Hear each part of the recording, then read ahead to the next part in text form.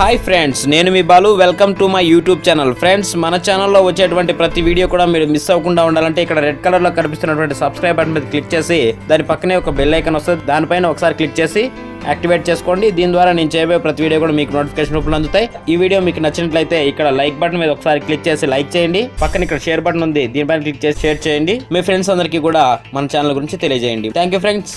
Hi friends, నేను మీ Balu. Welcome to my YouTube channel. Friends, ఈరోజు ఈ వీడియోలో ఏపీడిఎస్కి సంబంధించినటువంటి 3rd క్లాస్ నుంచి 8th క్లాస్ వరకు తెలుగు కంటెంట్లో భాగంగా టెక్స్ట్ బుక్స్ని ఎక్స్ప్లెయిన్ చేసుకుందాం. అందులో భాగంగా ఈరోజు 3rd class text book first 3 లెసన్స్ని ఎక్స్ప్లెయిన్ చేసుకుందాం ఫ్రెండ్స్. తర్వాత ఇది పార్ట్స్ వైజ్ ఉంటుంది. ఓకే, మొదటగా తెలుగు తోట అంటే తెలుగు 3వ తరగతి తెలుగు పాఠ్యపుస్తకం యొక్క పేరును తెలుగు తోటగా మన ఆంధ్రప్రదేశ్ రాష్ట్ర ప్రభుత్వం ఇవ్వడం జరిగింది ఫ్రెండ్స్. ఇక్కడ మనం గమనిస్తే ముందుగా ఈ విషయ సూచికను గమనించినట్లయితే తెలుగు తల్లి, ఇక్కడ పాఠము, ఇతివృత్తము, ప్రక్రియ ఈ 3 కూడా చాలా ఇంపార్టెంట్. మనకి ఎగ్జామ్స్లో 2025 డిఎస్సిలో కావచ్చు, అంతకుముందు జరిగిన టెట్లో కావచ్చు, ఈ మధ్యకాలం జరిగిన 2026 టెట్లో వీటి గురించి ఇవ్వడం జరిగింది. మనము ఈ మధ్య వచ్చే క్వశ్చన్స్ కూడా ఎలా ఉంటున్నాయంటే తెలుగు తల్లి పాఠ్యాంశానికి సంబంధించిన ఇతివృత్తాన్ని గుర్తించండి, లేదా సరిగా ఉన్నదాన్ని గుర్తించండి, లేదా కొన్ని స్టేట్మెంట్స్ ఇచ్చేసి ఈ స్టేట్మెంట్స్లో సరికాని దానిని గుర్తించండి, సరైన వాటిని గుర్తించండి ఇలా అడుగుతున్నాడు. కాబట్టి టెక్స్ట్ బుక్లోని ప్రతి అంశాన్ని చాలా క్షుణ్ణంగా ఎగ్జామినర్ మనకి ప్రశ్న రూపంలో అడుగుతున్నారు. కనుక మనం ఎలా ప్రిపేర్ అవ్వాలంటే ప్రిపేర్ అయ్యే సమయంలోనే ప్రతి ఒక్క విషయానికి చాలా నీట్గా మనము అభ్యసనం చేయాల్సి ఉంటుంది ఫ్రెండ్స్. ఇక్కడ గమనించినట్లయితే మొట్టమొదటి పాఠం తెలుగు తల్లి. తెలుగు తల్లి పాఠం యొక్క ఇతివృత్తం చూస్తే దేశభక్తి. దీనిని శ్రీశ్రీ గారు రాయడం జరిగింది. మన పాఠంలోకి వెళ్ళిన తర్వాత చూద్దాం ఫ్రెండ్స్. ఇది గేయ ప్రక్రియ. తర్వాత మర్యాద చేద్దాం. మర్యాద చేద్దాం అనే పాఠ్యభాగం.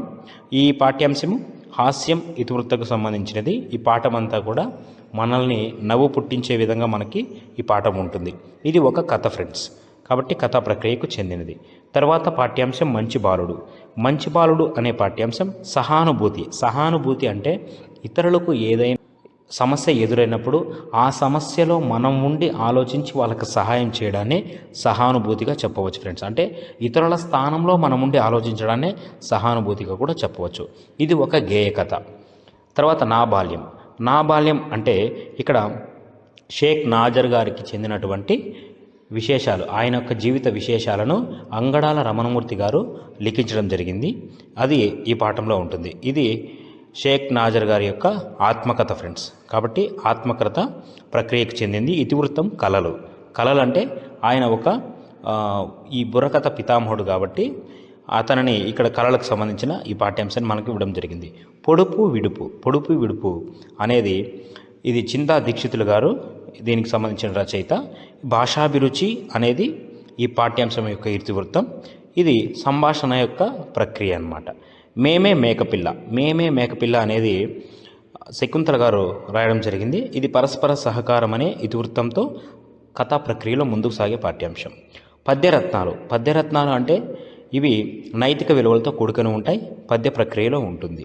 మా ఊరు ఏరు. మా ఊరు ఏరు అనేది ఎంతో చక్కని ఏరు మా ఊరు ఏరు అంటూ ఈ పాఠం ముందుకే సాగుతుంది. ఇది ప్రకృతి, దీనికి సంబంధించినటువంటి ఇతివృత్తం ప్రకృతి వర్ణన. అంటే గ్రామానికి సంబంధించిన చుట్టుపక్కల ప్రకృతి ఎలా ఉంది, ఆ నది యొక్క ప్రకృతి ఎలా ఉన్నది, ఆ చుట్టూ అంటే ఉన్నటువంటి ఆ పరిసరాల గురించి వర్ణిస్తాడు కనుక ఇది ప్రకృతి వర్ణనగా చెప్పవచ్చు.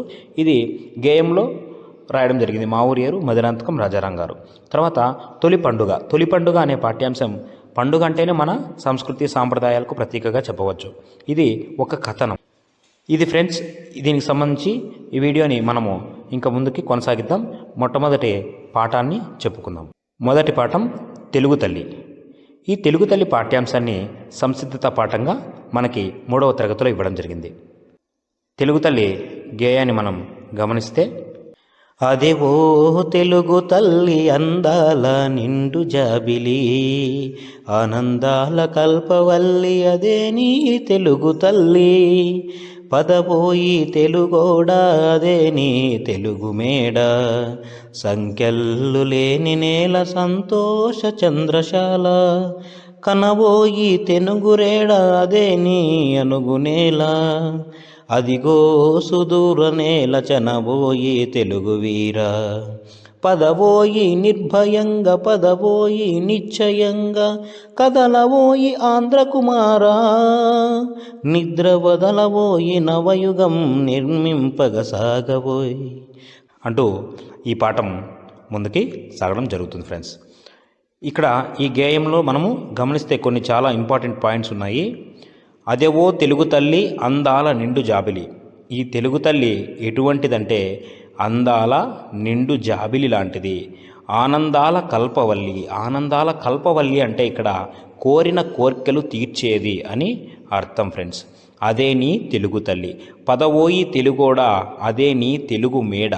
సంఖ్యలు లేని నేల సంతోష చంద్రశాల. చంద్రశాల అంటే అర్థము చాలా ఇంపార్టెంట్, చలువరాతి మేడ. కనవోయి తెనుగురేడా, అదే నీ అనుంగు నేల. అనుంగు అంటే ప్రియమైన అని అర్థం వస్తుంది. అదిగో సుదూర నేల చనవోయి తెలుగు వీర. చనవోయి అంటే వెళ్ళవోయి అని అర్థం. పదవోయి నిర్భయంగా పదవోయి నిశ్చయంగా, కదలవోయి ఆంధ్ర కుమార, నిద్ర వదలవోయి నవయుగం నిర్మింపక సాగవోయి. కదలవోయి ఆంధ్ర కుమార అంటూ ఈ గేయాన్ని రాసినటువంటి వారు ఎవరంటే శ్రీరంగం శ్రీనివాసరావు గారు. ఈయన గురించి ఒకసారి మాట్లాడుకుందాం. శ్రీరంగం శ్రీనివాసరావు గారిని శ్రీశ్రీ అని అంటారు. ఈయన మహాకవిగా, అభ్యుదయ యుగకర్తగా, కథకులుగా, నాటకకర్తగా, విమర్శకులుగా, అనువాదకులుగా మనకి బాగా తెలిసిన వ్యక్తి.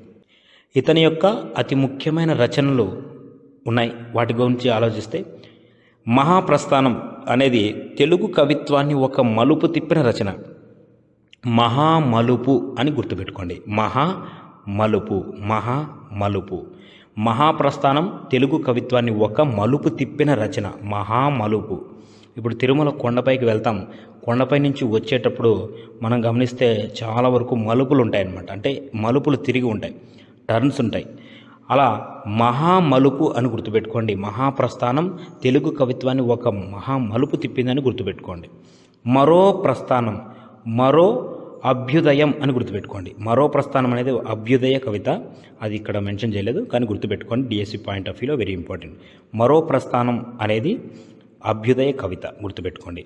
మరో ప్రస్థానం. తర్వాత ఖడ్గ సృష్టి అనేది కూడా ఈయన యొక్క రచనగా చెప్పవచ్చు. అన్నిటికంటే ముఖ్యమైనది అనంతం. అనంతం అనేది ఈయన యొక్క స్వీయ చరిత్ర. స్వీయ చరిత్ర అనే అంశం వచ్చింది కాబట్టి దాని గురించి కూడా చెప్పుకుందాం. స్వీయ అంటేనే అక్కడే ఉంది, నీ గురించి నువ్వు రాసుకోవడమే స్వీయ చరిత్ర ఫ్రెండ్స్, గుర్తుపెట్టుకోండి. అనంతం అనేది శ్రీశ్రీ గారి యొక్క స్వీయ చరిత్ర. తర్వాత అర్థాలను గమనిస్తే ఈ పాఠ్యాంశంలో కల్పవల్లి అప్పుడే మాట్లాడుకున్నాం, కోరిన కోరికలు తీర్చేది. చంద్రశాల అంటే చలువరాతి మేడ. అనుంగు అంటే ప్రియమైన. చనవోయ్ వెళ్ళవోయ్. నవయుగం కొత్త కాలం. నిర్భయంగా భయం లేకుండా. నిశ్చయంగా నమ్మకంగా తప్పనిసరిగా. ఇవి చాలా ఇంపార్టెంట్ ఫ్రెండ్స్. కనవోయ్ చూడవోయ్. ఈ అర్థాలు కూడా ఒకసారి మీరు పాస్ చేసుకొని కూడా చూడొచ్చు. తర్వాత ఈ మాసపు పాట గమనిస్తే మొదటి పాఠ్యాంశానికి సంబంధించిన ఈ మాసపు పాట. తల్లి భారతి వందనము, నీళ్ళే మా నందనము. తల్లి భారతి వందనము, నీళ్ళే మా నందనము. మేమంతా నీ పిల్లలము, నీ చల్లని ఒడిలో మల్లెలము. మేమంతా నీ పిల్లలము, నీ చల్లని ఒడిలో మల్లెలము. తల్లి భారతి వందనము, నీళ్ళే మా వందనము. తల్లి భారతి వందనము, నీ ఇల్లే మా నందనము. చదువులు బాగా చదివెదమమ్మ, జాతి గౌరవం పెంచెదమమ్మ. చదువులు బాగా చదివెదమమ్మ, జాతి గౌరవం పెంచెదమమ్మ. తల్లిదండ్రులను గురువులను ఎల్లవేళలా కొలిచెదమమ్మ, ఎల్లవేళలా కొలిచెదమమ్మ. తల్లి భారతి వందనము, నీ ఇల్లే మా నందనము. తల్లి భారతి వందనము, నీ ఇల్లే మా నందనము.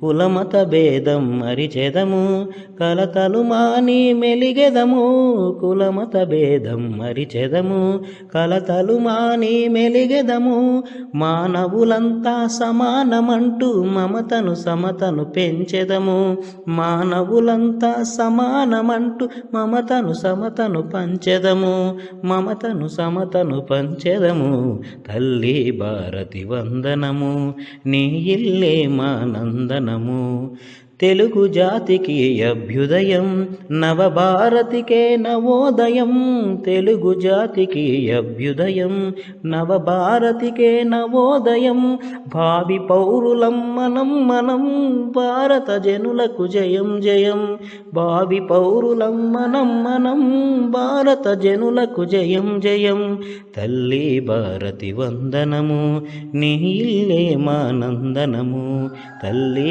భారతి వందనము నీ ఇల్లే మా నందనము. ఇలా మన కవి అయినటువంటి దాశరథి కృష్ణమాచార్యులు గారు ఈ గేయాన్ని రాయడం జరిగింది. ఇక్కడ దాశరథి కృష్ణమాచార్యులు గారి గురించి ఒకసారి మాట్లాడుకుందాం.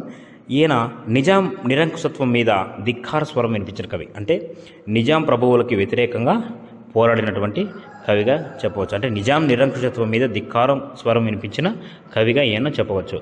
నిజాం రాచరికం నుంచి తెలంగాణ విమోచనకు మేలుకొడుపు పాడినవారు. ఇక్కడ బిట్టు ఎలా అడిగేదానికి ఛాన్స్ ఉందంటే పద్యాన్ని పాటని సమానంగా నిర్వహించిన వారు. ఇక్కడ బిట్టు దాశరథి కృష్ణమాచార్యులు గారికి సంబంధించి సరికాని దానిని గుర్తించండి అంటాడు. నిజాం నిరంకుశత్వం మీద ధిక్కార స్వరం వినిపించిన కవి, నిజాం రాచరికం నుంచి తెలంగాణ విమోచనకు మేలుకొలుపు పాడినవారు. ఈయన యొక్క స్వీయ చరిత్ర అనంతం. పద్యాన్ని పాటని కూడా సమానంగా నిర్వహించారు.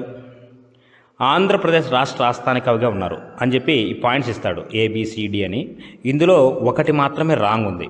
అది శ్రీశ్రీ గారి యొక్క అనంతం అనే రచనని ఇక్కడ యాత్రాస్మృతి అని ఈయన స్వీయ చరిత్ర వచ్చి యాత్రాస్మృతి.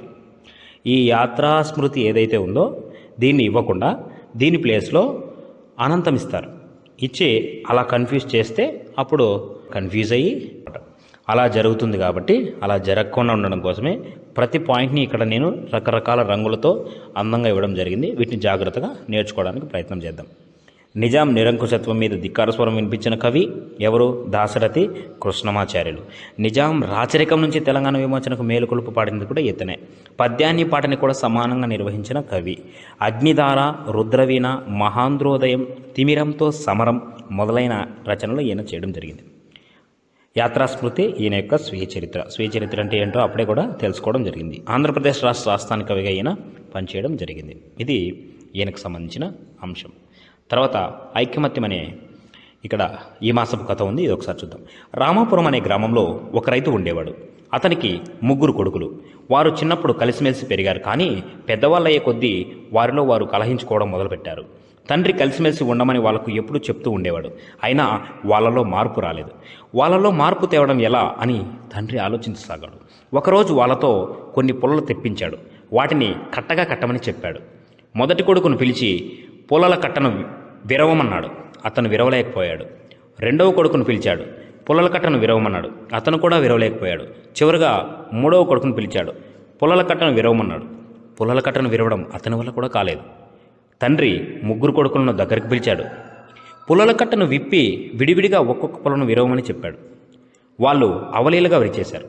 అప్పుడు తండ్రి కొడుకుల వైపు చూస్తూ ఇలా అడిగాడు, మీకు ఏమర్థమైంది అని అడిగితే, నాన్న, కలిసి ఉంటే మమ్మల్ని ఎవరూ ఏమీ చేయలేరు, విడిపోతే బలహీనులమైపోతాం అని అన్నారు వాళ్ళు. ఇక కలిసి ఉంటాం నాన్న, ఎప్పుడూ కలహించం అంటే గొడవ పడమని చెప్పారు కొడుకులు తండ్రితో. తండ్రి సంతృప్తి చెందడం జరిగింది. ఇది లియో టాల్స్టాయ్ గారికి చెందినటువంటి కథ. ఈ కథకు టాల్స్టాయ్ కథ ఆధారం అని చెప్తాం. లియో టాల్స్టాయ్ ప్రపంచ ప్రసిద్ధి పొందిన రష్యన్ కథకులు. లియో టాల్స్టాయ్ అంటేనే మనకి చిన్నపిల్లల కథలు గుర్తొస్తూ ఉంటాయి. ఇతను నవలాకారుడు. యుద్ధం, శాంతి, అన్నా కెరీనినా వంటి గొప్ప నవలలు అయినా రాయడం జరిగింది లియో టాల్స్టాయ్. గుర్తుంచుకోండి. కట్టెపుల్లల కథ, దీన్నే ఐకమత్యం కథ అని కూడా గుర్తుపెట్టుకోవచ్చు. ఈ ప్రతి పాయింట్ ఇంపార్టెంట్. మనకి ఇక్కడ హైలైట్ చేసిన పాయింట్స్ ఉంటాయి. ముఖ్యంగా ఇన్వర్టెడ్ కామర్స్లో ఉంటాయి. నాన్న, కలిసి ఉంటే మమ్మల్ని ఎవరు ఏమీ చేయలేరు, విడిపోతే బలహీనం అయిపోతాం నాన్న అని అన్నవారు ఎవరు అంటారు? ఎవరంటే ఇక్కడ కొడుకులు అనేది మీరు గుర్తుపెట్టుకోవాలి. సరే ఫ్రెండ్స్, ఇంతటితో ఈ వీడియో అయిపోయింది. తర్వాత నెక్స్ట్ రెండో పాఠంతో ఇంకొక వీడియోని చేస్తాను. Thank you friends. సబ్స్క్రైబ్ చేసుకోండి ఛానల్ని, మీ మిత్రులకు షేర్ చేయండి. ఇందులో ఏమైనా లోపాలు ఉంటే నేను సవరించుకుంటాను, నాకు కామెంట్ రూపంలో దయచేసి తెలియజేయండి. Thank you friends. ఏవైనా తప్పులు ఉన్నా కూడా తెలియజేయండి. ఇవన్నీ కూడా టెక్స్ట్ బుక్ బేస్డ్గా వీడియోస్ నేను చేస్తాను friends. Thank you. Hi friends, నేను మీ Balu. Welcome to my YouTube channel. Friends, మన ఛానల్లో వచ్చేటువంటి ప్రతి వీడియో కూడా మీరు మిస్ అవ్వకుండా ఉండాలంటే ఇక్కడ రెడ్ కలర్లో కనిపిస్తున్నటువంటి సబ్స్క్రైబ్ బటన్ మీద క్లిక్ చేసి దాని పక్కనే ఒక బెల్ ఐకాన్ వస్తుంది, దానిపైన ఒకసారి క్లిక్ చేసి యాక్టివేట్ చేసుకోండి. దీని ద్వారా నేను చేయబోయే ప్రతి వీడియో కూడా మీకు నోటిఫికేషన్ రూపంలో అందుతాయి. ఈ వీడియో మీకు నచ్చినట్లయితే ఇక్కడ లైక్ బటన్ మీద ఒకసారి క్లిక్ చేసి లైక్ చేయండి. దాని తర్వాత పక్కన ఇక్కడ షేర్ బటన్ ఉంది, దీనిపైన క్లిక్ చేసి ఫేస్బుక్, వాట్సాప్, టెలిగ్రామ్, ట్విట్టర్ వంటి వాటిలో తప్పకుండా మన వీడియోస్ ని షేర్ చేయండి. మీ ఫ్రెండ్స్ అందరికీ కూడా మన ఛానల్ గురించి తెలియజేయండి. Thank you friends.